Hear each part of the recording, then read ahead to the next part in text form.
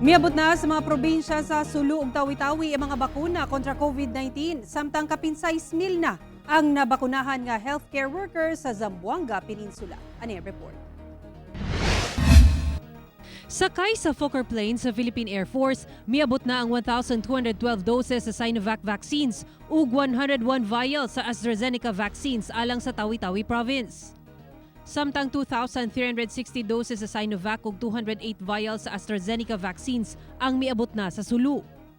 Matod sa Provincial Health Office ug Bar Ministry of Health, sulod sa 5 ka adlaw, kinahanglang mahatag na kini ngadto sa mga medical workers sa naisgutang mga probinsya. Samtang nang hinautang Zamboanga City Medical Center nga 70% sa ilang mga empleyado ang mabakunahan og Sinovac ug AstraZeneca vaccines. Sa tala sa DOH Region 9, 6,220 healthcare workers sa Zamboanga Peninsula na ang nabakunahan kontra COVID-19. Sa Butuan City, 66 na ka mga healthcare workers sa PNP Caraga Regional Health Service Hospital ang nabakunahan.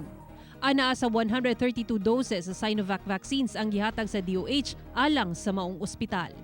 Ako si sarahhilomen-velasco para sa One Mindanao.